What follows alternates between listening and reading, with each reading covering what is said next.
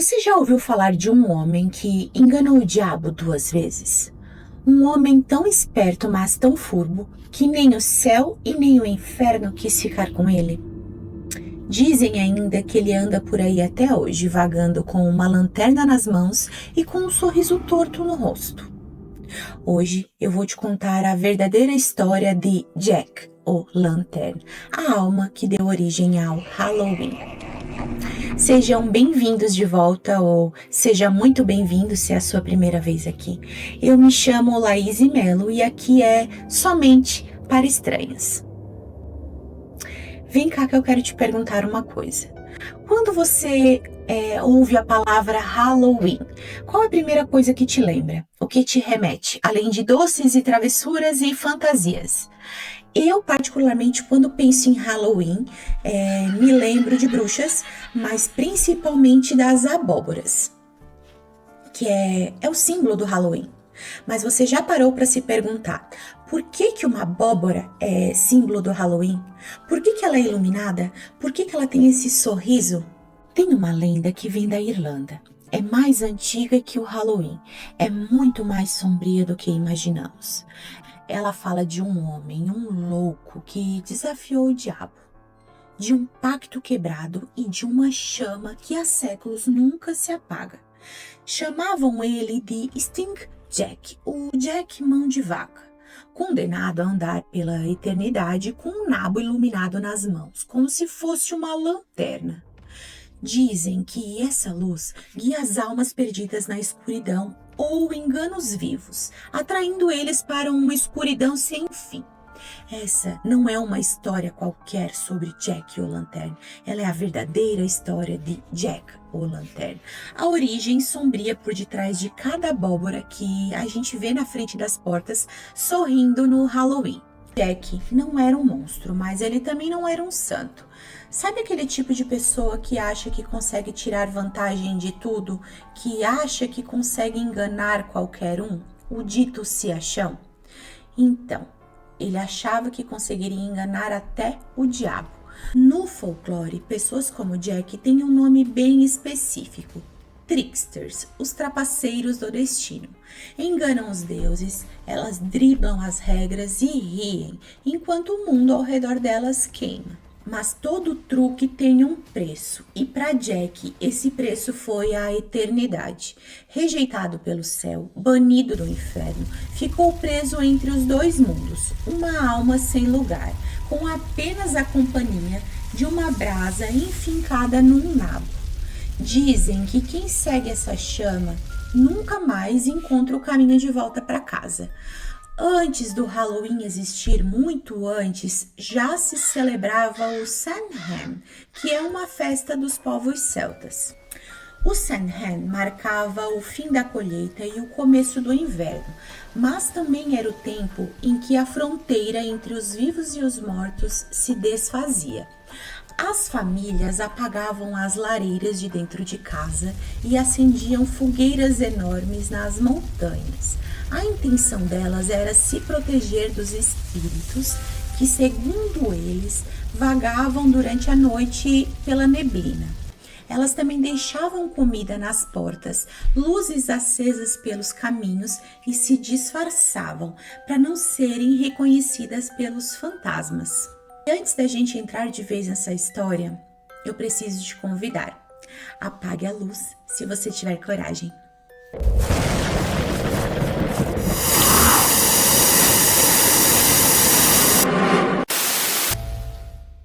Em uma cidadezinha perdida em meio a um pântano, vivia um homem.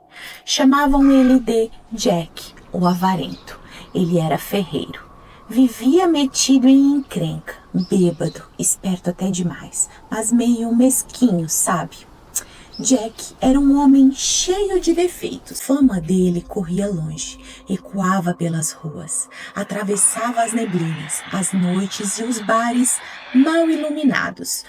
Todos o conheciam, e essa fama se espalhava muito além das colinas da Irlanda. O nome de Jack corria tão rápido que até o próprio diabo ouviu falar dele. A curiosidade do diabo foi tanta que ele deixou seu reino em chamas só para conhecer Jack pessoalmente. Mas Jack, sendo o trapaceiro que era, não se abalou nem um pouco com a presença do diabo. Pelo contrário, olhou para ele com aquele ar de quem já tem planejado alguma coisa e disse: "Antes da eternidade, que tal a gente tomar uma cerveja?"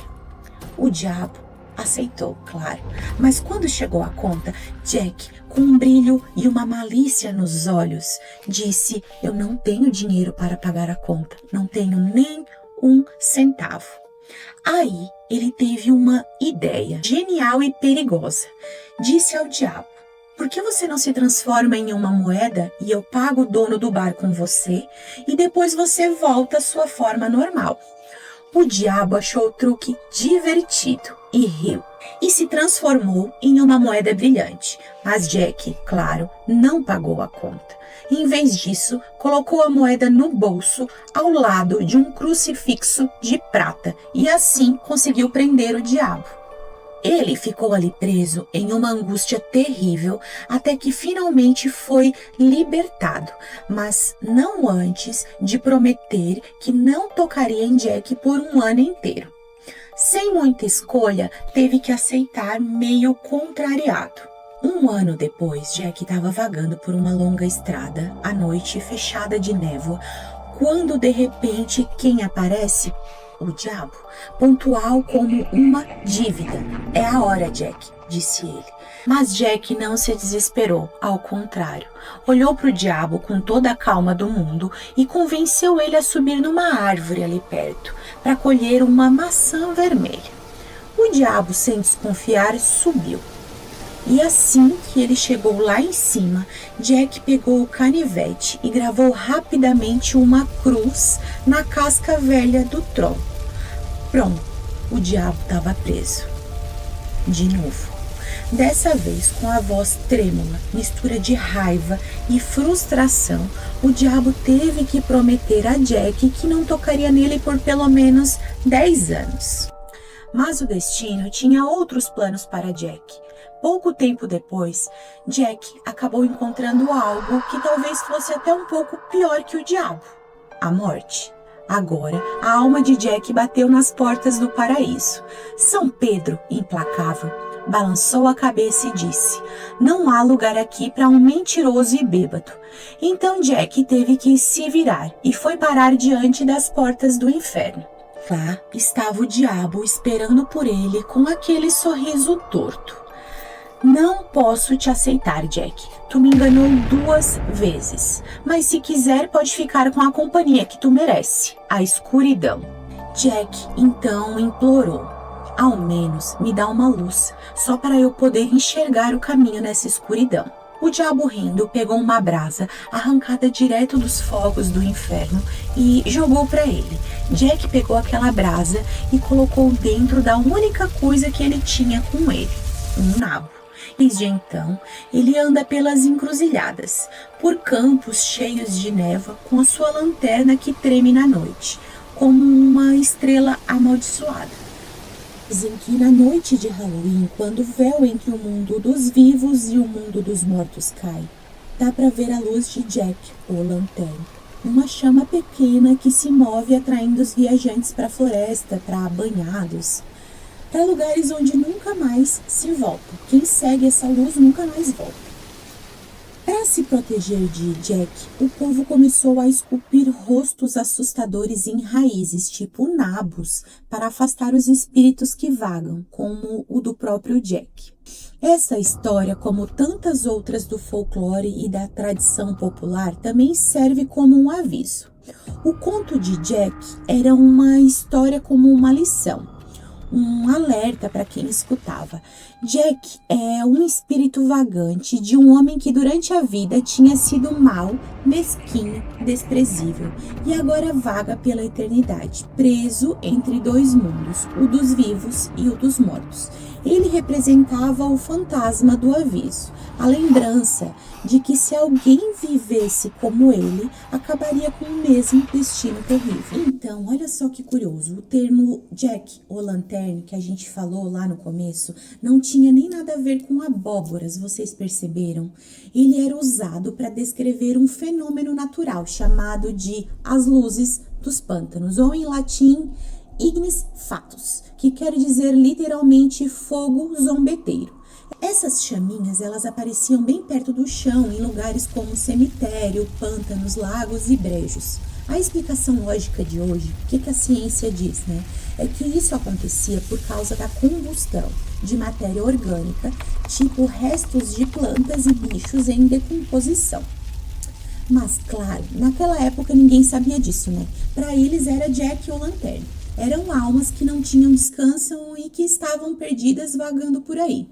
Mas olha só que interessante, ao contrário do que a gente imagina hoje, os primeiros Jack-o'-lantern, eles não eram abóboras, não. Elas eram raízes encravadas em nabos, beterrabas e até batatas.